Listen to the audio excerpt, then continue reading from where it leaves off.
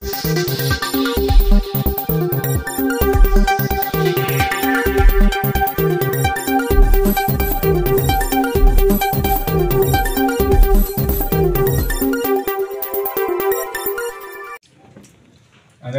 మిత్రులందరికీ కూడా హృదయపూర్వక నమస్కారాలు తెలుపుకుంటున్నాను. ముఖ్యంగా ఈ సందర్భం పెట్టడానికి కారణం ఏంటంటే, ఈ ప్రెస్ మీట్ కానీ మరిడమ్వారు అమ్మవారిది సెంటిమెంట్ అందరికీ తెలిసిన విషయమే. ఇది మేము మా ఇంటి ఎలవేలుపు, దాంతోపాటు నర్సీపట్నం నియోజకవర్గం కానీ నర్సీపట్నం టౌన్ ప్రజానికం మొత్తానికి కూడా చాలా సెంటిమెంటల్గా భావించే అమ్మవారు.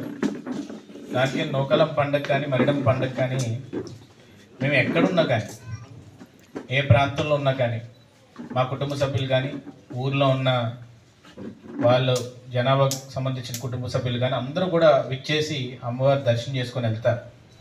నేను ఇది గత 1.5-2 years నుంచి చాలా సీరియస్గా ఈ మరిడమ్మవారు గుడికి సంబంధించింది ఏం వచ్చినా కానీ, ఏ సందర్భం వచ్చినా కానీ నేను రోడ్డు మీద కాదు కదా, పోలీస్ స్టేషన్ ముందు మెట్ల మీద కూర్చోడానికి కూడా నేను వెనకాడలే. మణికంఠ గారు IPS ఉన్నప్పుడు పండగ జరిగింది. ఆ టైంలోని అప్పుడున్న XMLA అక్కడికి వచ్చి IPS దగ్గర పర్మిషన్స్ దాని గురించి 10 గంటలతో ఆపేయమని చెప్పి అప్పుడు చెప్తున్నప్పుడు కూడా మేము వెళ్ళి పోలీస్ స్టేషన్ మెట్ల మీద కూర్చున్నాను. అక్కడ డెకరేట్ చేస్తున్న లేబర్ని కూడా తీసుకెళ్ళిపోయి అరెస్ట్ చేసినప్పుడు కూడా నేను కూర్చున్నాను.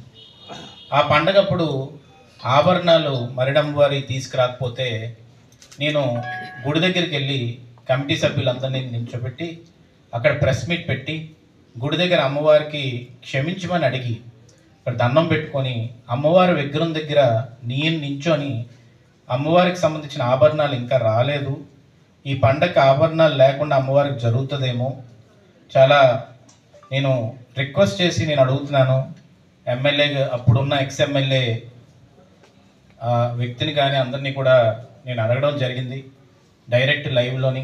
దయచేసి ఆభరణాలు అన్నీ కూడా అలంకరించండి, పండగ రాబోతుందని అడిగితే ఎవరు అప్పుడు మాట్లాడలేదు, ఎవరు దానికి ఆన్సర్ చెప్పలేదు. ఎందుకంటే గుడుల మీద దండయాత్రలాగా ఏమాత్రం అభివృద్ధి 5 సంవత్సరాల్లో లేకపోయినా కానీ 5 సంవత్సరాలు వైఎస్ఆర్సీపీ ప్రభుత్వం ఉన్నప్పుడు ఒక ఇటుకు కూడా పేర్చకుండా ఓన్లీ గుళ్ళ మీదే దండయాత్ర చేయాలి. వినాయకుడి గుడి మీదకి వెళ్ళిపోవాలి, వినాయకుడి గుడిలో ఉన్న ఆదాయం ఎంత ఉందో చెక్ చేసుకోవాలి, వినాయకుడి గుడి మీద కమిటీ మాది ఉన్నదా లేదో చూసుకోవాలి. అలాగే నూకలమ్మ గుడి ప్రారంభించింది అయ్యన్న పాత్రుడు గారు. కుటుంబ సభ్యుల దగ్గర నుంచి ఒక డబ్బులు ఇచ్చి ఎండోమెంట్స్ నుంచి శాంక్షన్ చేయించి దానికి రంగు కూడా వేయలేని పరిస్థితిలో మొన్న 5 సంవత్సరాలు ఉంటే అమ్మవారి దీవెనల వల్ల మళ్ళీ ఆ గుడి పూర్తి చేసే అవకాశం మళ్ళీ అయ్యన్న పాత్రుడు గారికి దక్కింది. ఎందుకంటే మళ్ళీ న్యాయమే గెలిచింది కాబట్టి అయ్యన్న పాత్రుడు గారు ఎమ్మెల్యే అయ్యారు కాబట్టి, స్పీకర్ అయ్యారు కాబట్టి ఆయన చేతుల మీదే మళ్ళీ ఆ గుడి ఓపెన్ అవుతుంది. అలాగే మనం చూస్తే అయ్యప్ప స్వామి గుడి మీదకి క్రేన్ పట్టుకొని రావడం, అలాగే సాయిబాబా గుడి మీదకి వెళ్ళి కమిటీలు మార్చేసి తీసుకుపోవడం, ఈ విధమైన ఎప్పుడో పూర్వం మామదీయులు చేసేవారని విన్నాం కానీ ఇలాంటి పనులన్నీ చేశారు. అలాగే మరిడం కోవిల మీద కూడా బంగారం ఇవ్వకుండా మళ్ళీ దాన్ని ప్రెస్ మీట్ పెట్టినప్పుడు ఎలక్షన్ ముందు ఆ XMLA మాట్లాడుతున్నప్పుడు ఏమంటాడంటే, అసలు పండగ ముందు ఎప్పుడూ జరగలేదు, కోవిడ్ తర్వాత అన్నట్టు మాట్లాడారు. కోవిడ్ తర్వాత మణికంఠ IPS ఉన్నప్పుడు ఒకసారి పండగ జరిగింది, దాని తర్వాత మళ్ళీ రెండో పండగ ఎలక్షన్ ముందు జరిగింది. ఎలక్షన్ ముందు మళ్ళీ పండుగ వచ్చిన తర్వాత 1 సంవత్సరం అయిపోయి మళ్ళీ పండుగ వచ్చిన తర్వాత నేను ప్రెస్ మీట్ పెట్టి మళ్ళీ అడిగాం, రిక్వెస్ట్ చేశాం ఆభరణాలు ఇవ్వండి. ఉగాది రోజేమో ఇక్కడ పూజ జరుగుతున్నప్పుడు అయ్యన్న పాత్రుడు గారు మాట ఎత్తారు, అమ్మో ఇదేదో కొంప ముంచిలా ఉంది అని చెప్పి ఈ XMLA ఏం చేసాడంటే ఈ ఆభరణాలు అన్నీ కూడా తీసుకొచ్చి మనం పెట్టేద్దాం, కానీ ఆభరణాలు పెట్టినప్పుడు వాళ్ళకి సంబంధించిన కమిటీ సభ్యులను పిలాలి అనే కనీసం ఇంగిత జ్ఞానం వాళ్ళకు ఉండాలా లేదండి. కమిటీ సభ్యులను పిల్లలేదు, ఎవరిని పిల్లలేదు, ఏదో చీకట్లో తీసుకొచ్చి అందరు కళ్ళు కప్పి. ఎందుకంటే అమ్మవారి ఆభరణాలు తీసుకొచ్చినప్పుడు జనాల్లో ఉన్న పెద్ద మనుషులు పిలాలి. ఇప్పుడు ఎలా అంటే సంబరం స్టార్ట్ అవ్వకముందు ఏం చేస్తారు, డప్పు పట్టుకొని ఎవరైతే పూజారు ఉన్నారో లేకపోతే డప్పు పట్టుకొని పూర్వం నుంచి కొన్ని కుటుంబాల పెద్దల్ని అక్కడ ఆ ఏరియాలకు వెళ్ళి డప్పు కొట్టి చెప్తారు. ఇది పూర్వం ఎప్పటి నుంచో వస్తున్న సాంప్రదాయం. అలా నువ్వు ఆభరణాలు తీసుకొచ్చి గుళ్ళోని అప్పచెప్పినప్పుడు ముందు పోని నీ కమిటీ సభ్యులందరూ నచ్చపోతే ఊర్లో ఉన్న పెద్ద మనుషులన్నా అక్కడ నించోపెట్టి ఇవ్వాల్సిన అవసరం ఎంతైనా. ఆ పెద్ద మనుషుల్ని పెట్టుకోకుండా మీరు ఏం చేశారంటే అప్పుడు అందరూ ఎవరైతే కొన్ని చీటింగ్ కేసులు ఉండేవాళ్ళని వాళ్ళని వెళ్ళి తీసుకొచ్చి అక్కడ పెట్టారు. పెట్టినప్పుడు అప్పుడు కూడా దేవాదాయ మనం ఎండోమెంట్స్ వాళ్ళని మనం రిక్వెస్ట్ చేసాం. వాళ్ళు ఎవరైనా తీసుకొచ్చినప్పుడు మాకు ఒకసారి పిల్లండి, ఎందుకంటే అసలు ఏం తీసుకొస్తున్నారు ఏంటో తెలుస్తుంది కదా అంటే మీకు అవసరం లేదు, ఎందుకంటే గుడిని హ్యాండ్ ఓవర్ చేసుకోపోతున్నామని అప్పుడు రివీల్ చేశారు. గుడిని హ్యాండ్ ఓవర్ చేసుకోపోతున్నామని మీకు అనిపిస్తే సరే చేసుకోండి, తప్పేం లేదు, గవర్నమెంట్ డిసైడ్ చేసినప్పుడు చేసుకోవాలి. కానీ సుప్రీంకోర్టు రూల్ ప్రకారంగా ఆదాయం 5 లక్షలు పైనుండయ్యే తీసుకోవాలని చెప్పి క్లియర్గా మీకు జడ్జిమెంట్ ఉంది కదా. ఆ జడ్జిమెంట్ మీరు ఎందుకు అగెయిన్స్ట్గా పోతున్నారని అడిగాం. అడుగుతున్నప్పుడు లేదండి, వాళ్ళు చెప్పిన ఆన్సర్ ఏంటంటే ఒత్తిడి చాలా ఎక్కువ పెడుతున్నారండి, ఆ ఎక్స్ఎమ్మెల్యే ఎవరైతే ఉన్నారో ఆయన చాలా ఎక్కువ ఒత్తిడి పెడుతున్నారండి, ఆ ఒత్తిడి మీద మేము వచ్చి అక్కడ నోటీస్ అంటించి మేము గుడిని తీసుకోవాల్సి వస్తుంది అని చెప్పారు. అంటే వాళ్ళు బుర్రని ఇలాంటి దరిద్రపు ఆలోచనల మీద యూజ్ చేసే బదులు అప్పుడు అభివృద్ధి మీద యూజ్ చేస్తుంటే బాగుండేది. వాళ్ళు ఏం చేశారంటే ఆ తర్వాత ఇంకా వరస్ట్గా క్రిమినల్ ఆలోచన ఏంటంటే ఆ గుడి సంబంధించి నోటీస్ అంటించిన తర్వాత పండగ వచ్చే టైంకి ఆ ఉండిని లాక్ చేసేద్దామని. ఉండిని ఎందుకు లాక్ చేస్తున్నారు అని అంటే మాకు అంత క్రిమినల్ ఆలోచన లేవు కదా, మాకు అర్థం కాల. ఏంటంటే భక్తులందరూ వచ్చి ఆ రోజు ఆ ఉండిలో 5 లక్షల పైన డబ్బులు వేసేస్తే ఆ ముందు డబ్బు ఈ డబ్బు కలిపి 5 లక్షల పైన వచ్చేస్తే అయ్యన్న పోత దగ్గర నుంచి తీసేసుకుందాం గుడిని అంటే ఇలాంటి ఆలోచనలు అయితే మాకు రాలే. అసలు ఆ ఆలోచనలు ఎలా వచ్చాయో కూడా మాకు అర్థం కాలే. అయితే దీంతో పాటు ఇప్పుడు ఎడిషనల్గా ఏంటంటే ఆ రోజు ఊరు పెద్దలను పిల్లలేదు బంగారం ఇచ్చినప్పుడు, కమిటీ సభ్యుల పిల్లలేదు బంగారం ఇచ్చినప్పుడు ఉండిని ఎందుకు లాక్ చేస్తున్నారు అని అంటే మాకు అంత క్రిమినల్ ఆలోచన లేవు కదా, మాకు అర్థం కాల. ఏంటంటే భక్తులందరూ వచ్చి ఆ రోజు ఆ ఉండిలో 5 లక్షల పైన డబ్బులు వేసేస్తే ఆ ముందు డబ్బు ఈ డబ్బు కలిపి 5 లక్షల పైన వచ్చేస్తే అయ్యన్న పోత దగ్గర నుంచి తీసేసుకుందాం గుడిని అంటే ఇలాంటి ఆలోచనలు అయితే మాకు రాలే. అసలు ఆ ఆలోచనలు ఎలా వచ్చాయో కూడా మాకు అర్థం కాలే. అయితే దీంతో పాటు ఇప్పుడు ఎడిషనల్గా ఏంటంటే ఆ రోజు ఊరు పెద్దలను పిల్లలేదు బంగారం ఇచ్చినప్పుడు, కమిటీ సభ్యుల పిల్లలేదు బంగారం ఇచ్చినప్పుడు ఊర్లో కనీసం ఒక జనాభాను తీసుకెళ్ళి అక్కడ చూపెట్టలేదు. ఓన్లీ ఆ రోజు ఎండోమెంట్స్ వాళ్ళని పిలిచి వాళ్ళకి ఆ బంగారాన్ని అప్పచెప్పారు. ఇప్పుడు గవర్నమెంట్ మారింది, టీడీపీ ప్రభుత్వం వచ్చింది. టీడీపీ ప్రభుత్వంలో అంతా నిజాయితీగా జరుగుతుంది, నిక్కచ్చిగా జరుగుతుంది, ట్రాన్స్పరెంట్గా జరుగుతుంది. ఎండోమెంట్స్ వారు మేము అడగకముందే ఏమో వీళ్ళు యాక్షన్ తీసుకుంటారేమో ప్రభుత్వం నుంచి అని చెప్పి వచ్చి అయ్యన్న పాత్రుడి కుటుంబ సభ్యులకి అయ్యా మేము ఆ రోజు చేసిన తప్పే, ఎందుకంటే 5 లక్షల లోపల ఉన్న గుళ్ళు మేము టచ్ చేయకూడదు, కానీ ఒత్తిడి మీద మేము టచ్ చేయవలసి వచ్చింది.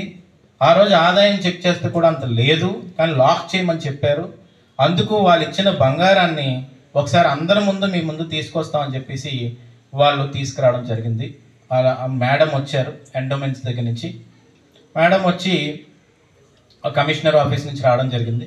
వచ్చి అన్ని పెడితే మనం వాళ్ళ దొంగ పనులు చేయం కాబట్టి మొత్తం కమిటీ సభ్యులు కానీ అందరూ కూడా కొంతమంది పెద్దలు కానీ అందరినీ కూడా తీసుకురమ్మన్నాం.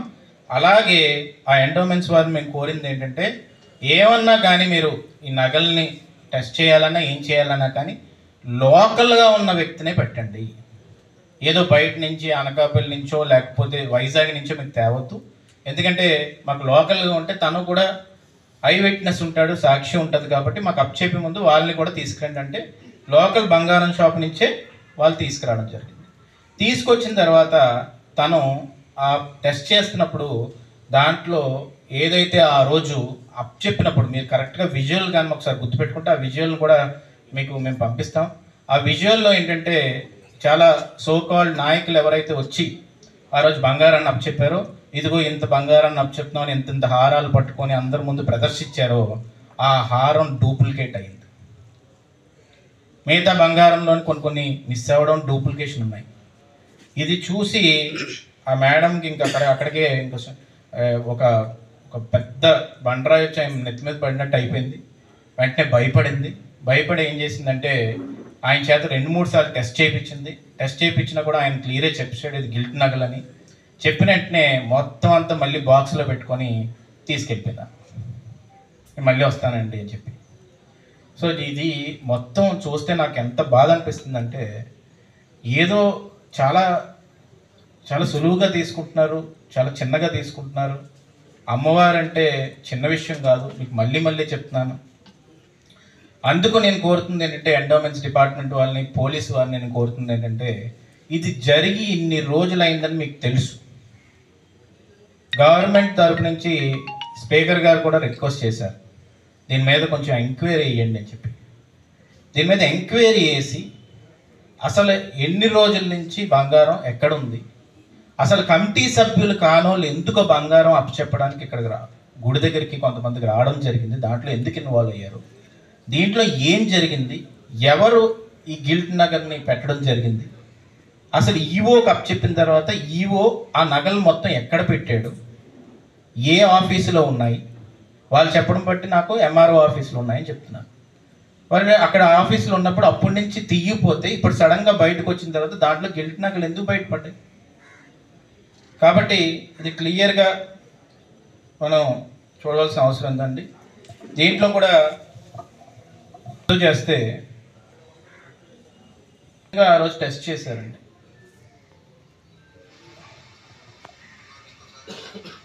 అప్పటికి కమిటీ సభ్యులు మీరు అబ్జర్వ్ చేస్తుంటే ఇంకోసారి చేయండి అని అడుగుతున్నారు. ఇంత క్లియర్గా అందరి ముందు చేశారు. ఇది అబద్ధం చేయడానికి లేదు, ఏదో నోటి మాటకి నేను చెప్పట్లేదు, అందరి ముందు చేశారు. అక్కడ బంగారం ఎవరైతే మహిళలు కొంతమంది టెస్ట్ చేసుకోవడానికి వెళ్తే వాళ్ళందరికీ వీడియో చూస్తే అర్థమైపోతుంది ఏ విధంగా అది టెస్ట్ చేసిన తర్వాత గిల్ట్ అని తేలిందని. దాంతో ఎవరైతే టెస్ట్ చేశారో ఆ అబ్బాయి ఇక్కడ లోకల్ జ్యువెలరీకి సంబంధించిన వాడు. చేసిన తర్వాత ఆయన క్లియర్గా కూడా వాటర్ వేసి తుడిచిన తర్వాత క్లియర్గా చెప్పాడు ఇది గిల్ట్ నగలు అని చెప్పి. దాని తర్వాత నేను ఏం చేసామంటే, ఎండోమెంట్స్ వారు వెంటనే అబ్బాయితో కూడా వీడియో చేయించమని అడిగారు. మరిడమ్మవారి గుడికి సంబంధించిన నగలను చెక్ చేయమని ఈ పలానా డేట్ రోజు నాకు చేయమని చెప్పారండి. చెప్తే ఆ రోజు నేను వెళ్ళి టెస్ట్ చేయడం జరిగింది. ఆ టెస్ట్ చేసిన దాంట్లో గిల్ట్ నగలు ఉందని చెప్పేసి ఆ అబ్బాయి కూడా చెప్పాడు. సో ఇంకా దీనికంటే ప్రూఫ్ ఏం కావాలని నేను అడుగుతున్నాను. నేను ఇది ఎందుకు ప్రస్తావిస్తున్నానంటే, ఇది రాజకీయ పరంగా ఏమాత్రం ఏ ఆలోచన మాకు లేదండి. నేను ఒకటే అడుగుతుంది అంటే పోలీస్ డిపార్ట్మెంట్ వారిని, ఎండోమెంట్స్ వారిని, తప్పు ఎక్కడ జరిగింది? ఆ రోజు వచ్చిన వాళ్ళు ఇదిగో బంగారం అని చెప్పి డిస్ప్లే చేసి మొత్తం ఇచ్చిన తర్వాత గవర్నమెంట్ మారిన తర్వాత మీరు వచ్చి ఏదో తెలియనట్టు ఇక్కడికి వచ్చి బాక్స్ ఓపెన్ చేసి, పాపం ఆమెకు కూడా తెలియ ఉండొచ్చు, ఆమె కంగారు పడిపోయి మళ్ళీ తీసుకెళ్ళిపోయి బాక్స్ని ఏ ఆఫీస్లో పెట్టిందో నాకు తెలియదు. మళ్ళీ మా ఆఫీస్కి కప్ చెప్పేస్తానండి, నాకు భయం వేస్తుంది, నేను అనవసరంగా తీసుకొచ్చాను, ముందు చెక్ చేయవలసిందేమో అని అంది. సరే అమ్మ, అందరి ముందు చెక్ చేయడం మంచిదే కదా అని మేము అన్నాం. కాబట్టి మేము దయచేసి పాత్రికేయ మిత్రుల ద్వారా నేను ప్రజలందరినీ కోరుతుంది ఏంటంటే, ఈ బంగారం దొంగ ఎవరు, ఈ దొంగ ఎక్కడున్నాడు, అమ్మవారి బంగారాన్ని దొంగతనం చేసే ధైర్యం ఎవరు చేశారు,